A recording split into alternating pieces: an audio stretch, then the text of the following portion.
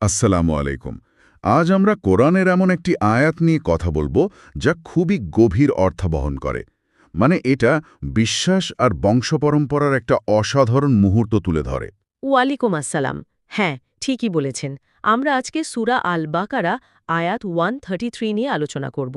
চলুন তাহলে শুরু করা যাক। আয়াতটা যদি একটু শোনাতেন। অবশ্যই।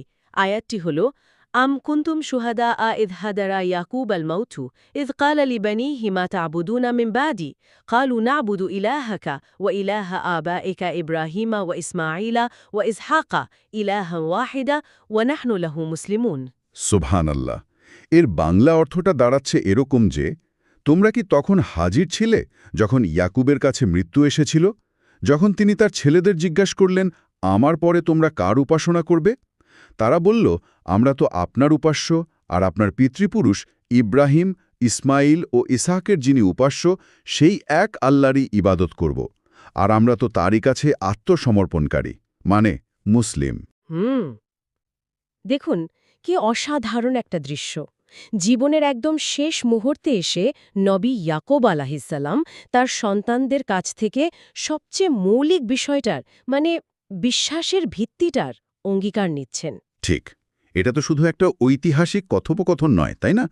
এটা বিশ্বাসের একটা খুব শক্তিশালী সাক্ষ্য। একদম।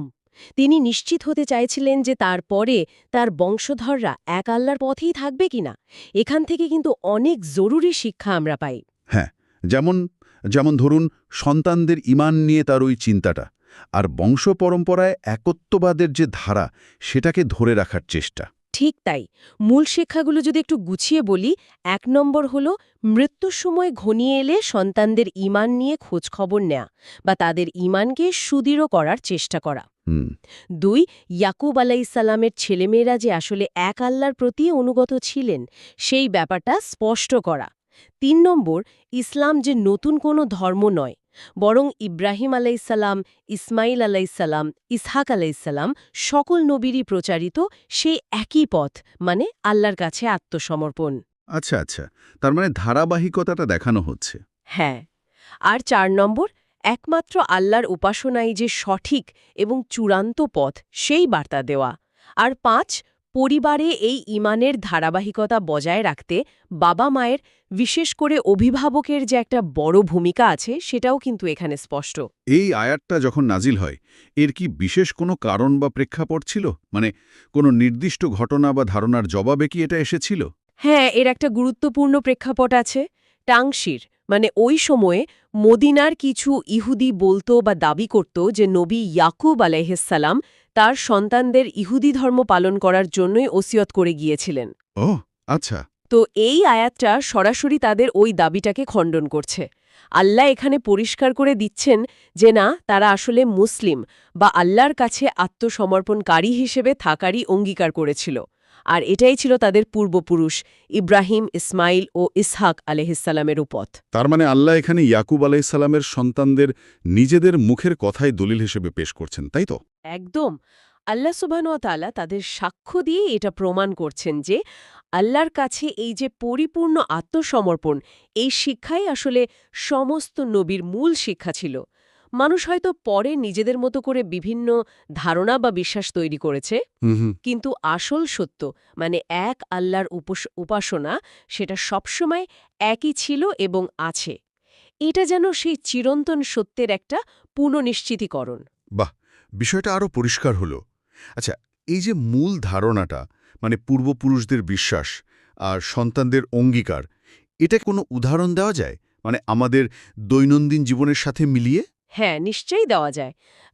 কয়েকভাবে চিন্তা করা যেতে পারে। যেমন ধরুন, একজন প্রজ্ঞাবান বাবা যেমন মারা যাওয়ার আগে তার সন্তানদের ডেকে জীবনের সবচেয়ে দরকারি উপদেশটা দিয়ে যান, হয়তো কোনো উইল বা ওসিয়ত করেন যা তাদের ভবিষ্যতের পথ চলার পাথেয় হয়। ঠিক। অথবা ধরুন একটা বড় গাছের কথা। এর শেকড়গুলো তো মাটির নিচে দেখা যায় না, কিন্তু ওই শেকড়ই পুরো গাছটাকে শক্ত করে ধরে রাখে, ঝড়ে পড়তে দেয় না। তেমনি পূর্বপুরুষদের এই খাঁটি বিশ্বাস, এই একত্ববাদের শিক্ষা পরবর্তী প্রজন্মকে সঠিক পথে দৃঢ় রাখে। বাহ, দারুণ উদাহরণ। গাছের শেকড়ের মতো। হ্যাঁ, অথবা আরেকভাবেও ভাবা যায়। একজন ভালো শিক্ষক যেমন পরীক্ষার আগে বা কোর্স শেষে সবচেয়ে গুরুত্বপূর্ণ বিষয়গুলো আবার সারসংক্ষেপ করে বুঝিয়ে দেন, ইয়াকুব আলাইহিসসালামও যেন তার সন্তানদের জীবনের সবচেয়ে গুরুত্বপূর্ণ পাঠটা শেষবারের মতো মনে করিয়ে দিচ্ছেন। উদাহরণগুলো সত্যি চমৎকার।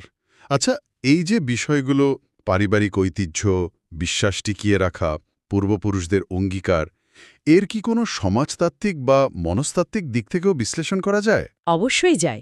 এর অনেকগুলো দিক আছে। যেমন দেখুন, সমাজবিজ্ঞান বলে যে পারিবারিক ঐতিহ্য, বিশেষ করে ধর্মীয় বিশ্বাস, সন্তানের চরিত্র গঠন, তার মূল্যবোধ, সামাজিক আচরণ, এগুলোর ওপর গভীর প্রভাব ফেলে। এটা তো ঠিক। আবার ইতিহাস যদি দেখেন, ইতিহাস তো নিশ্চিতভাবেই সাক্ষ্য দেয় যে বিভিন্ন নবী রাসূল একই মূল বার্তা, মানে একত্ববাদের দাওয়াতি দিয়েছেন। এই আয়াতটাও সেটারই একটা প্রমাণ। আর মনোবিজ্ঞানের দিক থেকে? মনোবিজ্ঞানের দৃষ্টিতে দেখলে জীবনের কঠিন সময়ে, বিশেষ করে কারো মৃত্যুশয্যায়, পরিবারের সদস্যদের মধ্যে বিশ্বাসের এই যে ঐক্য, এই অঙ্গীকার, এটা কিন্তু সন্তানদের মনে একটা অদ্ভুত শক্তি যোগায়, তাদের পারস্পরিক বন্ধন আরও মজবুত হয়। এটা একটা বড় রকমের মানসিক আশ্রয়ও বটে। তার মানে অনেক দিক থেকেই এর গুরুত্ব অপরিসীম। হ্যাঁ, এমনকি মানববিদ্যার দৃষ্টিকোণ থেকেও বলা যায়, প্রজন্মের পর প্রজন্ম ধরে এই যে মৌলিক বিশ্বাসটা বয়ে চলেছে, এটা আদি এবং অকৃত্রিম সত্যের দিকেই ইঙ্গিত করে। তাহলে আলোচনার একেবারে শেষে এসে আমরা এটা বলতে পারি যে মূল বিষয়টা হল ইয়াকুব আলাইহিসসালামের সন্তানরা খুবই পরিষ্কারভাবে কোনো দ্বিধা ছাড়াই এক আল্লাহর উপাসনা এবং তার প্রতি পরিপূর্ণ আত্মসমর্পণের পথেই থাকার ঘোষণা দিয়েছিলেন। একদম তাই।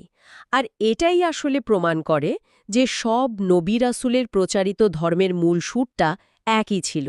সেটা হলো আল্লাহর একত্ববাদ এবং তার কাছে আত্মসমর্পণ, মানে ইসলাম। এই গভীর আলোচনা থেকে আমার মনে একটা প্রশ্ন আসছে, যা হয়তো আমাদের শ্রোতাদেরও ভাবনার খোরাক জোগাতে পারে। আচ্ছা, আমাদের পূর্বপুরুষদের রেখে যাওয়া এই বিশ্বাসের অঙ্গীকার, এই মূল শিক্ষাগুলো আজকের দিনে আমাদের প্রজন্মের জীবনে ঠিক কতটা প্রাসঙ্গিক, আর কিভাবে আমরা তা আরও অর্থবহভাবে নিজেদের জীবনে চর্চা করতে পারি, এটা নিয়ে বোধহয় আমাদের সবারই একটু ভাবা দরকার। খুবই গুরুত্বপূর্ণ একটা প্রশ্ন। এটা নিয়ে অবশ্যই ভাবা উচিত।